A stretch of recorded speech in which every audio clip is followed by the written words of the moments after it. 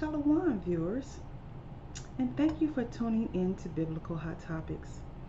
Today, I would like to share my experience with um, an incident that happened to me while shopping at an Asian store. You know, I'm here and I'm listening at all the stuff that's going on with the Asians saying that the black people are attacking them. It's just something that I hadn't heard um, in a while. But I like to share my experience of what happened to me while shopping at an Asian store one day. It was on a Sunday and I had left church, and this store was actually on the other side of town, on the side of town where I did not live here in the States. And so I decided that I would stop at this store and just get some toiletries, little things like nothing to eat, just soap and that kind of stuff. So I went to the Asian store and I had my daughter with me. My daughter was kind of young at that time. It's been a little while, but I still want to share what happened to me. And so we had gone in there, and I was pushing the cart around the store and putting items in the cart. And I noticed that every aisle that I had gone to, these Asians were following me, and they were watching me in each of the aisles and peeping, and then I kept saying, well, what is going on here? So I had no need to steal. Stealing is something I've never done.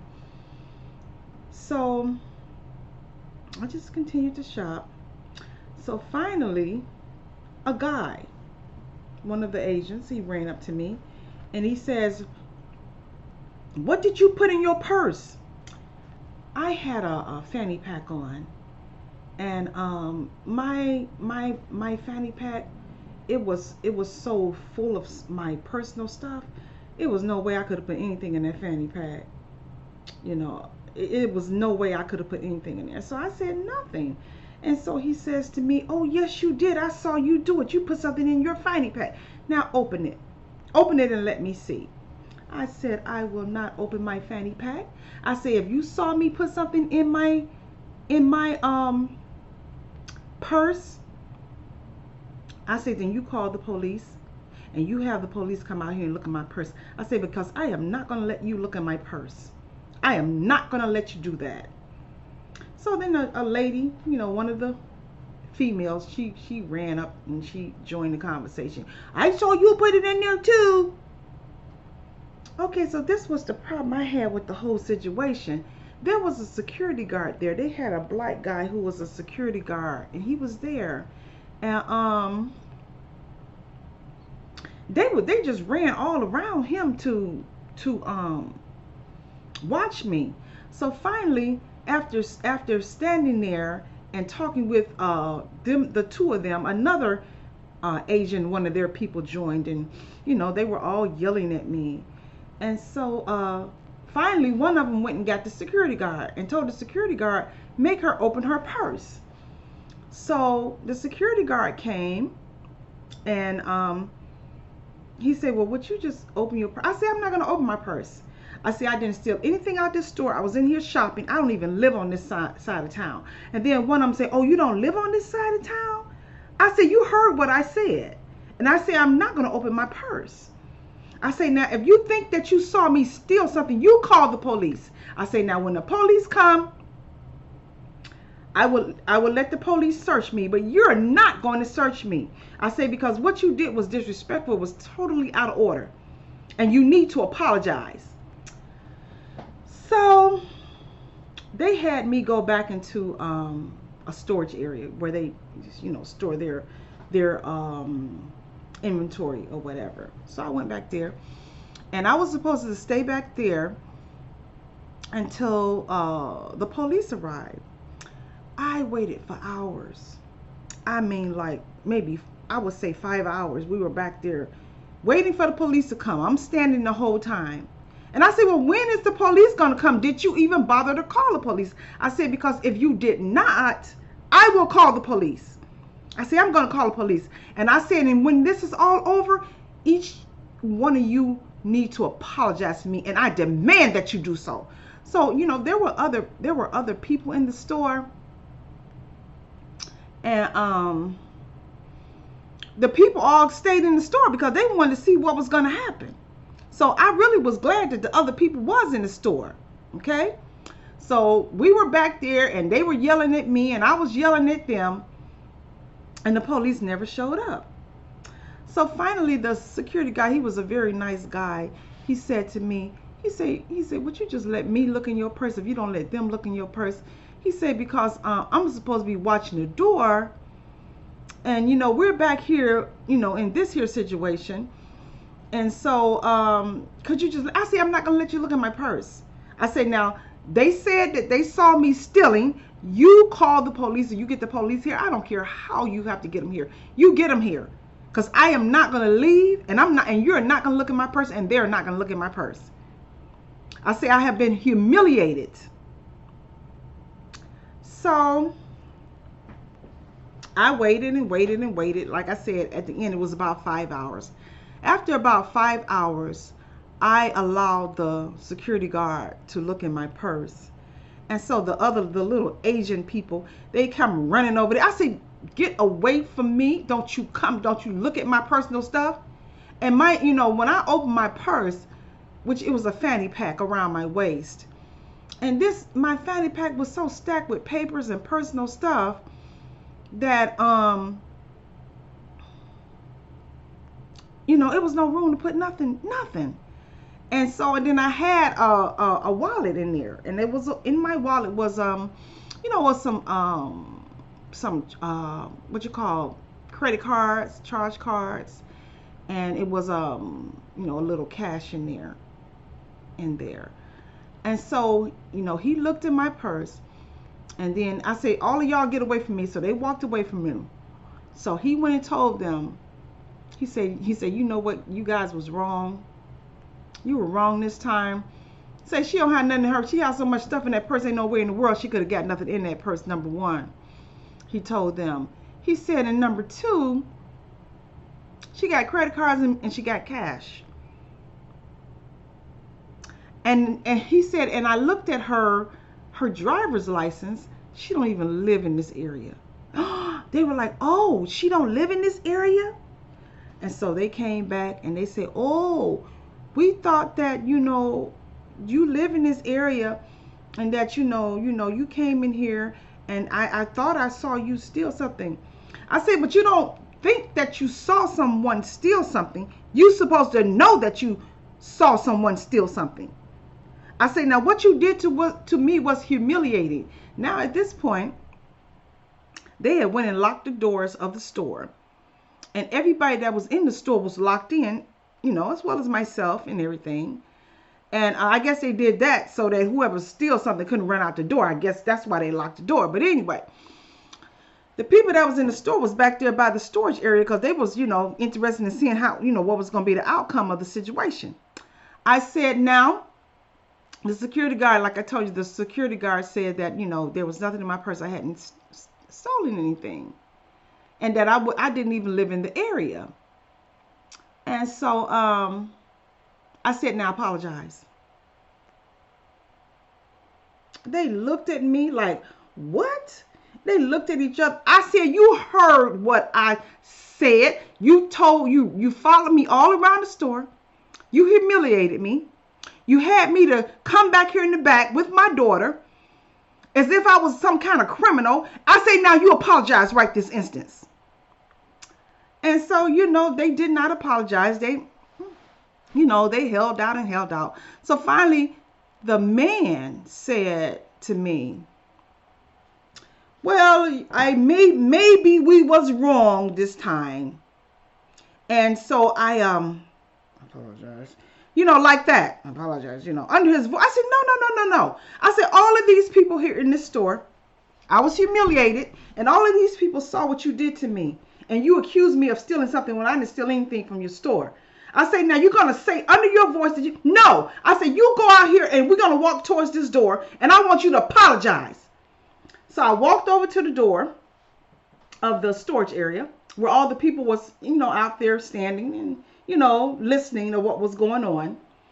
And he said, I apologize, under his voice again. I said, no, that's not good enough.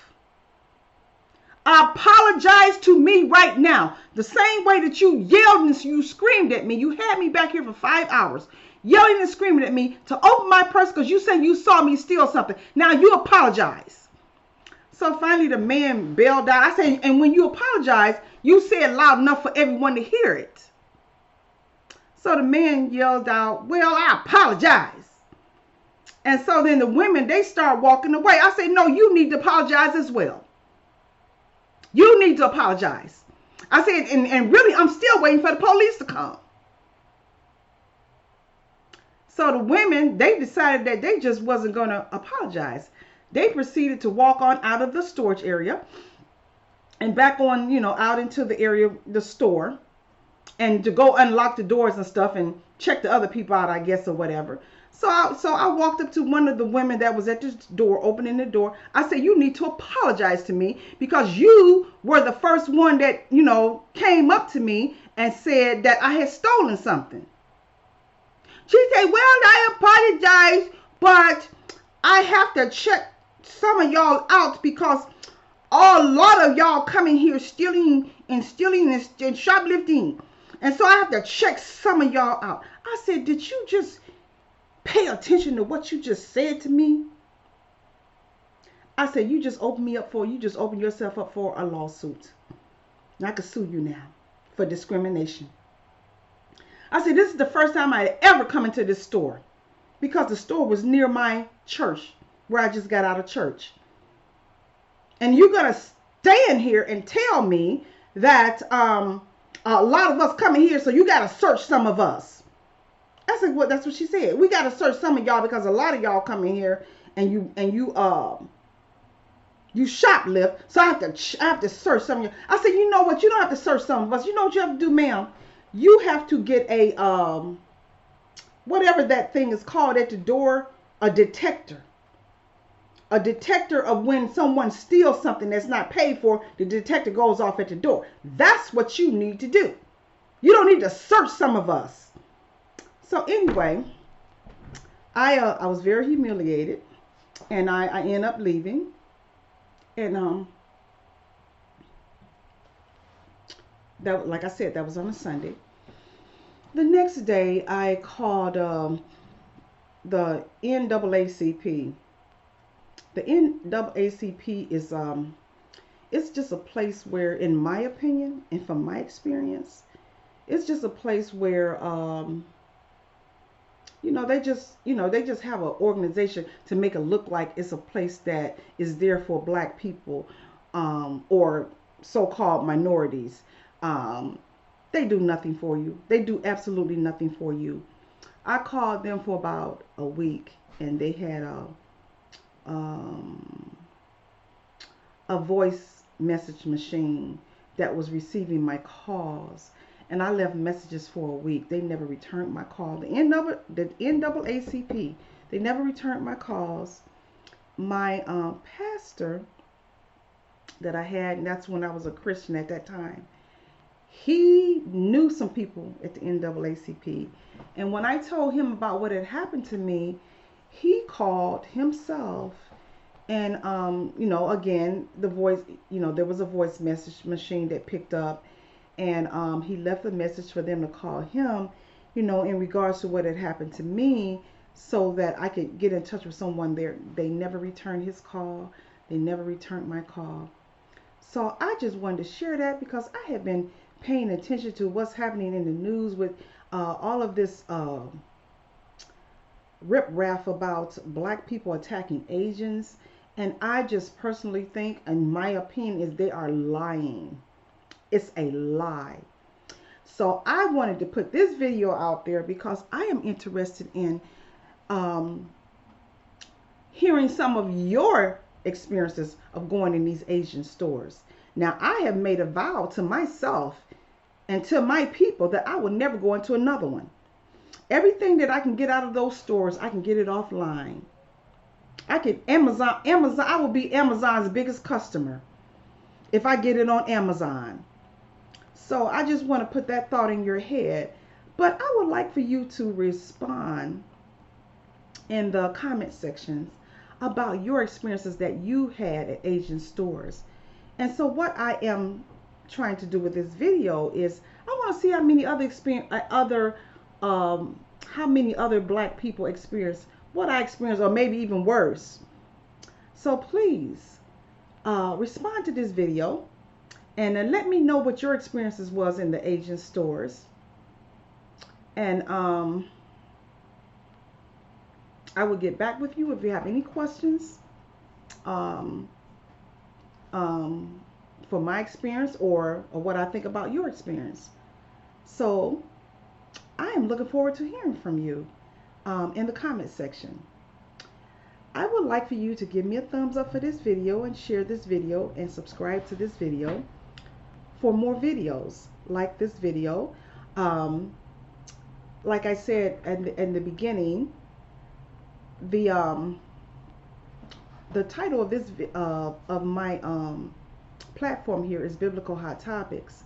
Now, so we talk about biblical hot topics, but we also talk about stuff like, you know, what we're facing with these people, the Asians, saying, you know, that we are doing things. It's just like, you know, they just say anything, just anything to control a narrative of whatever they want to get across, and I am sick of it. I'm sick of it. You know, I know some of our people are robbed, and I know they're in situations where, you know, they have to, I guess they have to rob and steal, and, you know, or they just choose to be that way. And I know, though, we have some people that's out there like that. But for there to be a record number to where they're on television and they're, you know, the media and politically, they're trying to figure out something to do for the Asians as a result of how our people treat the Asians. I just don't believe it. I don't believe that. I just think it's a big fat lie. And the other thing that I would like to talk about too is some of the music that I'm gonna say the foreigners, because that's the subject that we're on right now. So I don't like some of the music that the foreigners put out, like WAP, for instance. And it's out here, and I have young people in my family that has been influenced from the WAP, and their whole behavior is just changed. And they're headed for damnation because of what, you know, they love this girl, Cardi B, and they love Nicki Minaj. I haven't seen a lot of what she's doing now. I know at some point she was kind of like ratchet at some point, but seemed like she's grown since then. And even Beyonce. And Beyonce, I think she's very decent, and she have a lot of class. But she's talking about how the demon Sasha influences her when she's on stage. So, you know, when people love you, you know, as a rock star, or so-called, in their mind, you're their leader or whatever. If you're accepting the demons, then our kids, our young people will accept the demons because they love you, and, you know, they believe in you and whatever you do, okay? So I have a problem with that. I have a problem with Sasha, the demon. I think I'm saying that name right. The of her demon that takes over her when she's on stage, and you know, making our young people take a look at demonic influences. So again, thank you for tuning into Biblical Hot Topics, and I will patiently wait for your response in the comment area. Again, thumbs up, subscribe, and share this video. Thank you for tuning in again. Bye.